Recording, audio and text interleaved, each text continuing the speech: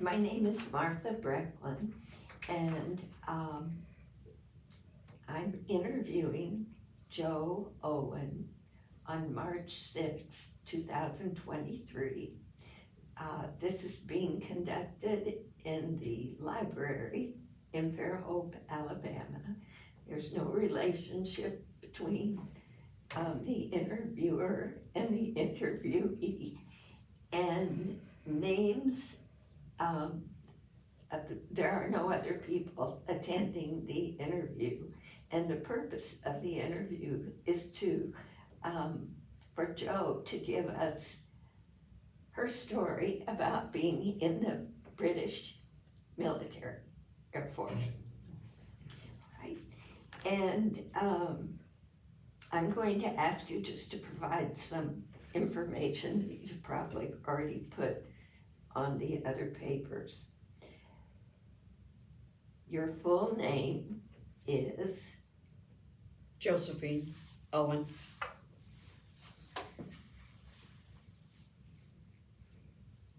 And your date of birth? December the 8th, 1942. The branch of service? The British Royal Air Force.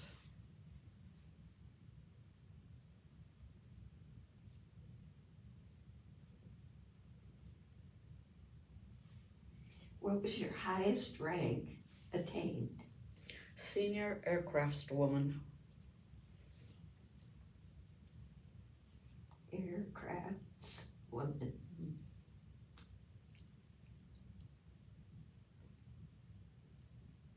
And what was the war or the conflict you served in? The conflict was between where I was stationed, well, the area of Saudi Arabia where I was stationed was fighting for their independence from being a British protectorate.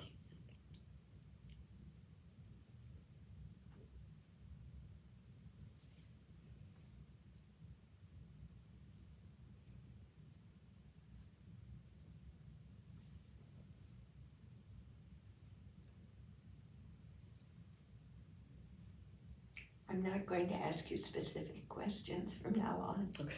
I'm just going to ask you if you'll tell me about the early days of your service. Well, I believe I was 18 at the time, and I just wanted to travel. I lived in a small town in England, in a boring town, so I wanted to go do something else. And I'd seen these advertisements for joining the military, Army, Navy, Air Force, and I was of the age to do it, so I decided to apply, and I was accepted. So Just okay. Keep on talking.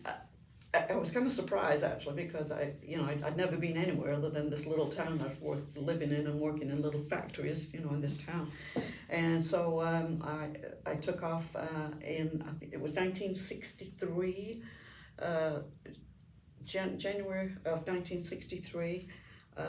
I went to join, and I was stationed in a little place called Spittlegate, which is where we went for a basic training. That was marching and learning the daily grind of military life, and following instructions and having your bed inspected and all that kind of stuff, your shoes shined and everything polished. And so that was basic training. And then from there I went to a place called Compton Bassett, which was a base that was for training for whatever specific branch you wanted to be in. And I was chosen for a telephone operator at the time, so that's what I went into training for that. You would have communication with camps and bases all over the world, all countries, and American Air Force bases too. And then from there, I applied to go overseas, and I first applied to go, I wanted to go to Germany. I don't know why, I guess I just always wanted to go to Germany. But anyway, I got a posting to go to Saudi Arabia, to the Middle East, and I thought, well, why not? I didn't know anything about it, and I thought I might enjoy going somewhere overseas and see something else. And so I was stationed there for 2 years. I was stationed there for 2 years in the telephone, in the telephone section of that, communications, in the communications building. And we worked along with the Army and other members of the forces there in that communication center. And we lived in it was a barracks. It was kind of a barracks, but it was a fenced-in area where we were in a small unit for the women in this compound. And the officers' mess was also in this compound, and we had women, local women, Arab women, that would be coming up to work at the officers' mess to serve meals or to babysit or to whatever jobs they had there, that they were. And we had to search them every day. They had to come in through a gate, and the females had to search the females every day. We had to do that. And it was safe. Of course, we were afraid, but that something might happen. And there was a bombing in the officers' mess in our compound, but no one was seriously hurt. But that was one of the things that I realized I'm in a serious business here. So I took that very seriously. But we did have some fun too. We liked to go to the beach, but you could only dress a certain way. You could not have your legs showing or anything else. And so we were allowed to go to the beach, but we had certain restrictions where we went to. And then when I finished my 2 years there, I was sent back to England and was stationed at RAF Rotten Hospital in Buckinghamshire. And I did the same job there at the telephone operator job. But I made lots of friends there, and also in the Middle East. I made several friends, and some I'm still in touch with. I really enjoyed that time, and in fact, I just mentioned to a friend that I spoke to today, a fellow WRAF friend, that I asked her, did she wish she'd have stayed in, and she said she wasn't sure, but I know that I have several times wished I'd have stayed longer. But I did end up meeting an American serviceman, because I was in the service and we were stationed in the same town. And I married an American serviceman, an Air Force, what you call it, USAF, not serviceman. And we had 2 wonderful children. And I guess that's it. I did have an interesting thing here, that one of the things I did do when I was in Saudi Arabia was, because they were in conflict at the time, the locals could not do jobs like we had flights going to where the military people were going on vacation to Mombasa and Nairobi on their leave. So we used military planes to take them on the leave, but they stopped using local people because they were afraid there would be some kind of killing or bombs or whatever on the planes. So they enlisted us female WRAF members to be the hostesses and on the planes, which was wonderful. It was so exciting, and I have the papers here to show when we crossed the equator and what time we left and when we landed. Would you like to hold any Sure, of those? sure. This was the flight plan here, and this is when we're crossing different areas, and it says my name is on the list of what you call the people on board, the staff, I suppose you'd call that, or the what you call them? The crew? The crew, yes. Yes, I was listed on the bottom here. That was my maiden name, Josephine Green, and I was listed on the crew there, and that was really exciting. And we crossed the equator, like I said, and I was given this piece of paper, and I'm really proud of this. And when I was discharged from the military, I was given, well, not right away, I was awarded a medal. When you left? Yes, when I left, when I was finished with the Air Force, when I was discharged with honorable discharge, I went to, we were to get a medal for serving in a country that was having conflict with the locals. And so we waited and waited for these medals, but it took a long time. I think mine took 4 years to get.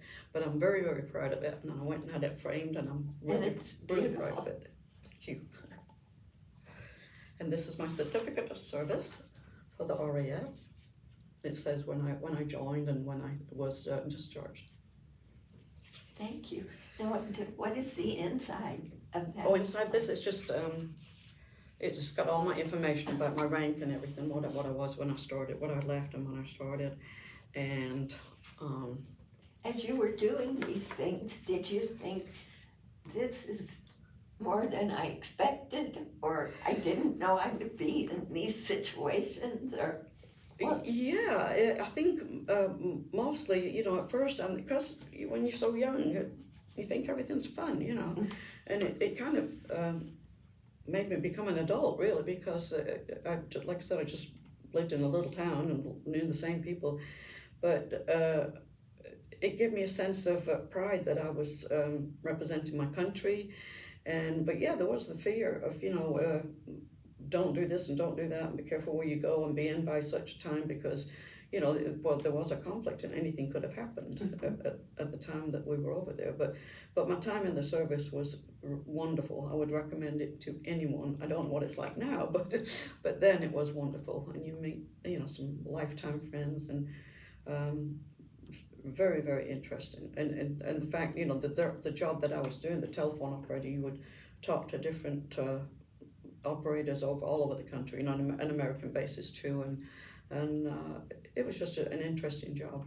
It started off being, you're having fun, and then they start realizing this is a serious job, and I took it seriously, and I really enjoyed it. It was wonderful. And did it satisfy your wanting to get away from your sleepy town? Oh yes, more than, yeah, it certainly did, yeah. Yep, and I'm glad I did it. Very glad. And I was the only, I actually, my older brother, he was, I'm not sure what they call it, when you're called up to service, when he was at that Drafted. age then, yeah, drafted. He was at the age that he had to go to Cyprus from England. He served over there. So that made me want to be, because he was my big brother, I was so proud of him, and that's when I decided I wanted to be in the military too, so yeah, it was, I think he served for 2 years in Cyprus, very exciting. So his service influenced. Oh yes, very much, yeah. And he was the father, because our father had died at a very young age, so, and he was the head of the family really, and then he had to go away, so we had to all work and keep up the family. And I just, he was my hero. He still is my hero, but he passed some time ago. But yeah, I always looked up to him, so that's what I wanted to do. Well, and you did it very successfully. Yeah, I think so, yeah.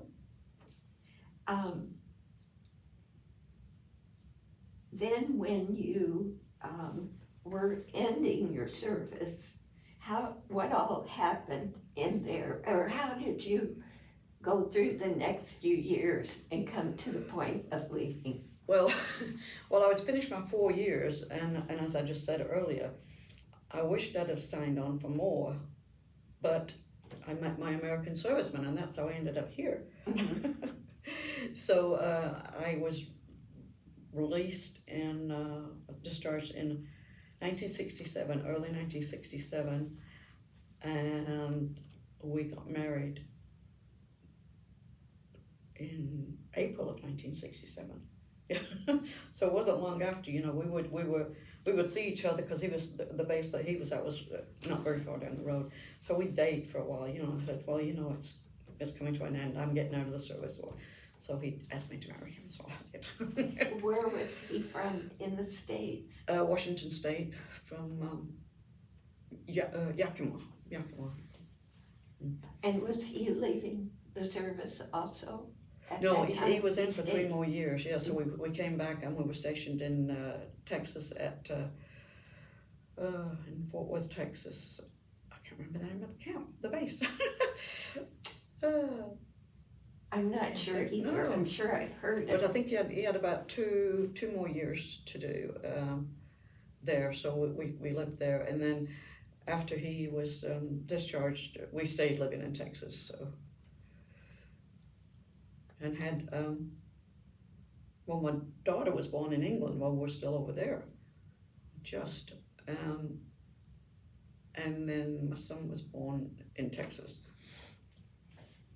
And when you left, did you think that you would stay in touch with people that you knew from the service? Well, I don't know. It's different. It's kind of like you have that life, and then you go on to another life that was equally as exciting, because I was happy to have a family and be married and have children, and so it was another period in my life. But as you get older, you think about those people, and like I said, I just spoke to one today that she lives in Texas and she wants me to go visit her, but she's not driving, and I couldn't drive to Texas for sure. So anyway, we're trying to arrange to get together. But yeah, I would have hoped to have stayed in touch with more people. There have been a few that I was in touch with earlier on, and then gradually, just kind of they faded away, and they're not there anymore. Or they don't answer letters or whatever. Or the new Facebook.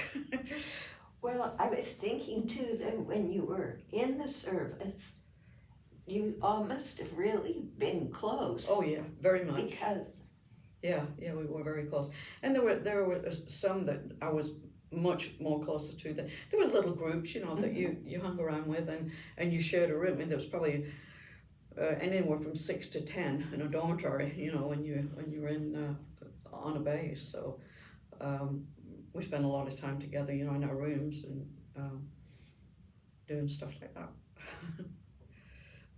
it's like having an expanded family. It is, yeah, it is. And I know there was a time we were allowed to go on leave too, and me and this one other lady decided we wanted to go to Nairobi, but we were going to do it the cheap way. We were going to go on the bus.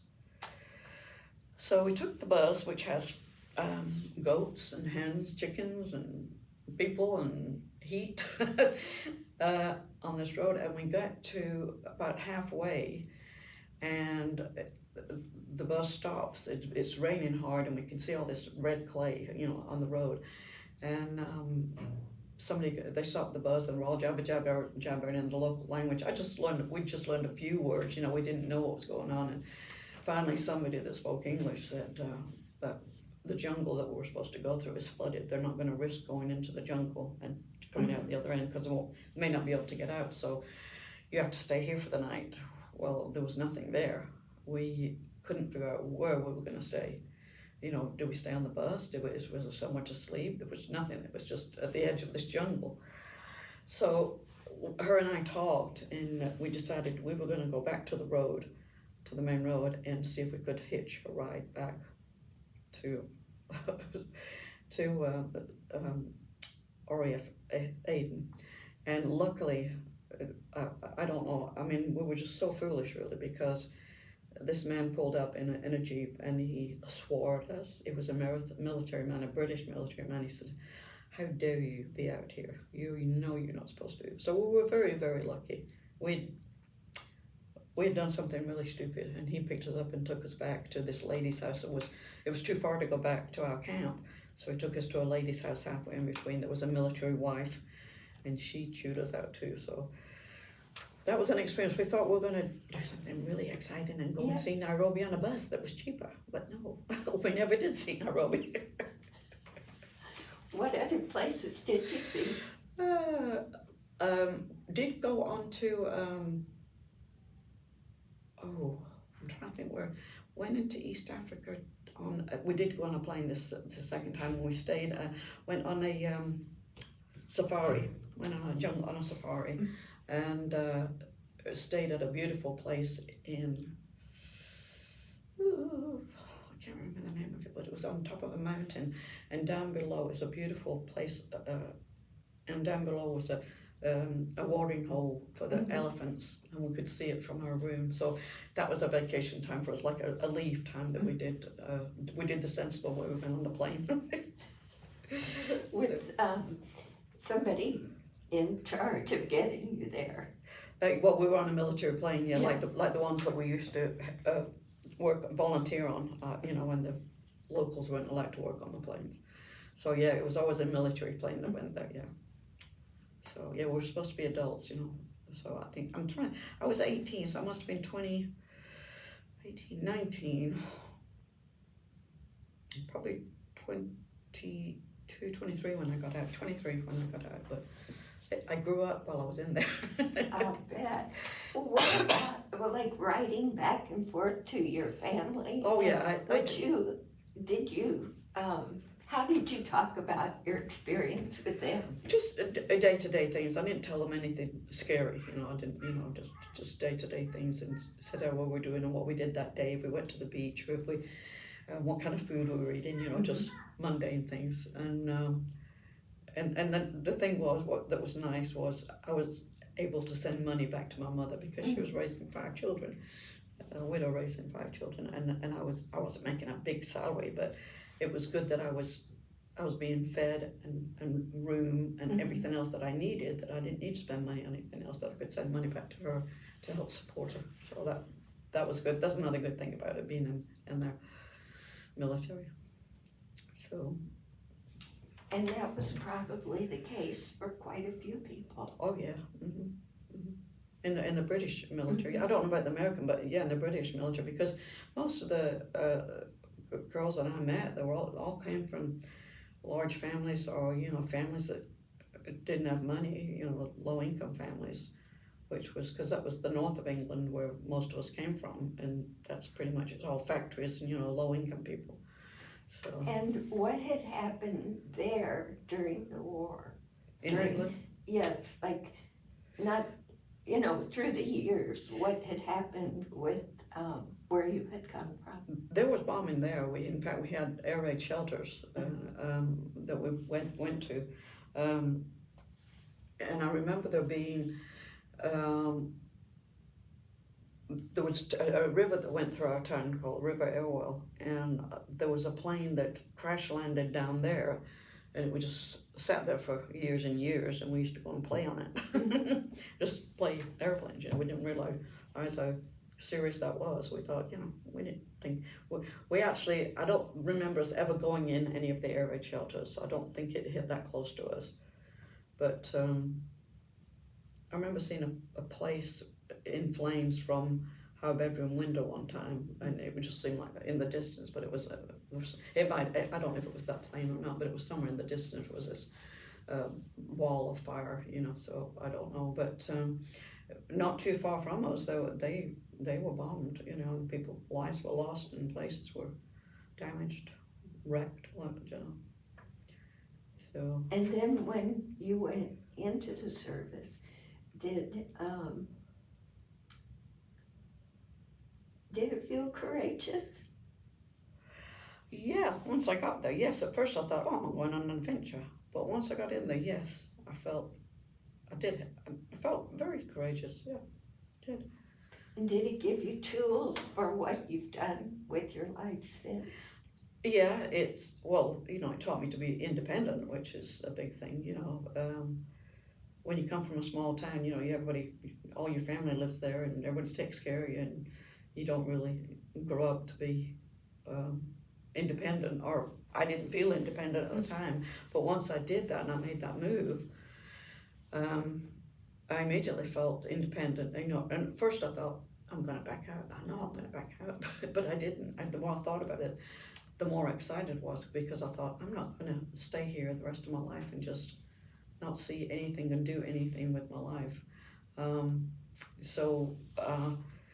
Yeah, it made me feel very independent, and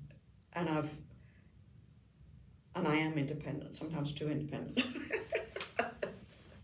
So I stayed independent. Yeah, I'm very what's the word? Sociable. I like to be around people. Love to be around people. So I like to meet people and learn about people. I'm just going to look right here to see if there are questions that I need to ask you. Okay. Because I love to just have you talk about your experiences. That's what I wish I could remember more. that's what this is about.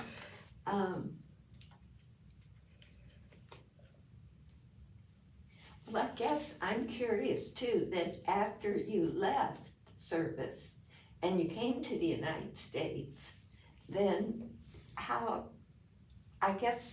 what's the connection of what you learned in the service to what you did once you left? Not in jobs, but in the way you've lived your life. Well, again, independence came into it,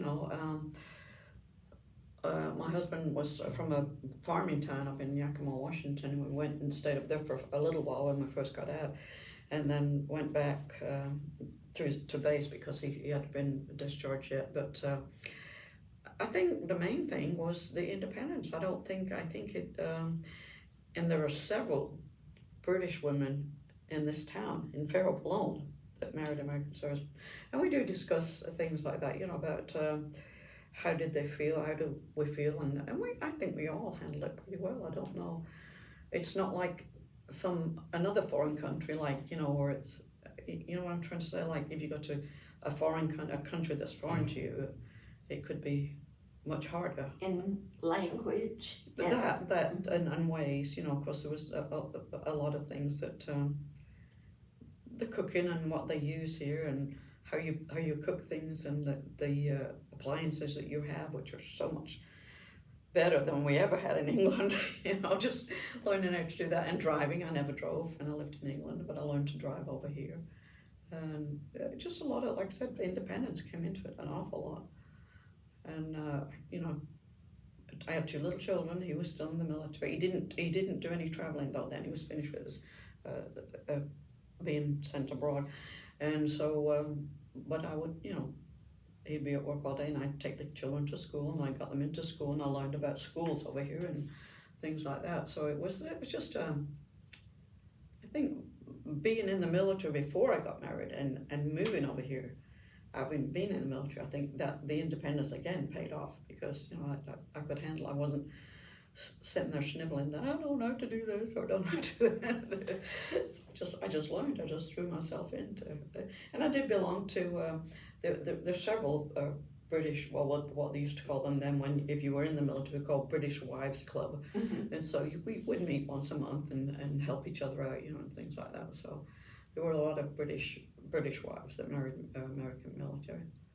So that could be a group to mingle with, with similar experiences too. And we have, I don't know if you've ever heard of a crumpet. Have you ever heard of it? Yes. Yeah. Well, we have a club here now in Fairhope, and definitely in Spanish Fort. And it used to be very big, a huge group of us, but after COVID, it kind of fell apart, and some people moved away, and some of the elder ones had passed. And there's about 10 of us now that meet once a month, and the British Americans. And that's really nice. Yeah, we enjoy that. And do you feel a loyalty to your experiences or your to England? Yes, very much. Yeah. Yes. In fact, I battled with myself about taking my American citizenship, which I've not done, and I've lived here 50 years. And that's shameful, I think. I don't know. I just can't do it. I have tried. And I've met other women that have that same problem. It's like, and I think I understand it to be that you can keep Britain is the only place you can keep your dual citizenship. And I don't know. I guess it's in your heart. If you're British, you're British, Just like if you went somewhere and they asked you to become a citizen, would you want to do it? And even in the United States, people are loyal to the state where they live. Oh, exactly. Oh, yes, indeed. Yeah. But I am proud. To be an American. I call myself an American. Mm-hmm. I am proud to be. I remember when I first arrived here, and sadly, it's not the same anymore. But when I first arrived here, one of the first events that we went to when we lived in Texas was a rodeo, and they played the national anthem, and I just stood up and cried, and I thought, what a wonderful country to be in. Mm-hmm. And now they don't want to even stand for it. How sad. It's a dilemma. Mm-hmm. It is, yeah. So I am proud to be part of this country. I am, mm-hmm. And I'll stand for it wherever, and I'll have dual, I guess, both. but no, don't say anything about America to me, how bad, or, I'll defend it. And you've lived in wonderful areas Yes. here In Texas. in Texas. Yes. And actually Washington State too. Oh yeah, yeah. I Beautiful loved it place. up there. In fact, that's where I wanted us to retire to when we retired, but he didn't want to. He thought his job prospects in Texas were much better, which he probably was. You know, he grew up on a farm and lived in a farm, and he probably was afraid of going back to back work on the farm. Probably. So yeah, but and I still have a lot of family in England, so I try to go at least every other year, but I'd like to go more now that I'm getting older. I went in September and we all get together. We have a big family reunion, which is really nice. And as much as I don't like Facebook, we all stay in touch that way. It's ideal, isn't it? It is. There's a lot of junk on there, but we do talk. We do Zoom. My daughter lives in San Antonio now. My son lives in New Orleans, so we get on a Zoom and we talk to the family in England. So that's real fun. Yes, the communications, and even because of COVID, Zoom just yes. Yeah. really. Yeah, we do quizzes every once in a while. Well, one of us will be the quiz master. They'll get the questions together and ask everybody on the Zoom. And we all, at the end, they give the answers and we have to be honest and say whether we got it right or not. Well, really, too, your idea of leaving your town has just opened up a world to you. Oh, indeed, yes. You know. Yes, I would have been married at 18 with 5 kids and doing nothing and going nowhere. Do you have some more things you'd like to show or speak from? No, I showed you. Well, this is, in the rooms that we had, there were usually, like I said, between 8 and 10 staff in there. And this would be, if you were on the night duty, you would put this on your door saying that you're sleeping off nights. You're off nights duty and you're sleeping. So that's what you put on your door. And if you were on leave, you had to put this little thing on your door, absence authorized. Ah, And you're approved to be out of your room. yes. And this was just, I'm not sure if this was on my bed or not, but it's which room I'm in and the different people that are in the room, which were my roommates, and they've all signed the back of this little card in my first room when I was in training. And then this one, I did, at one of the bases I was at, they wanted disc jockeys to play music onto the base for the troops. And so this was my pass for Radio Bomber Command, which was in Rawton in High Wycombe. And we did that, me and a friend did that on the radio, and we put different records on, we took requests, and it was a fun time. But this was in England, this was not in the Middle East, this was in England. So we called Radio Bomber. And then, I don't, This is did my, you say what those this was were? my I'm sorry. pass, these are my passes. When I go on leave, you have to have one of these signs saying you can go on leave to go home or wherever you were going. Because if you didn't, you would be absent without leave. Yes. So we had to have these signed. This was my address on my door, on my main door, of who I was and what department I worked in.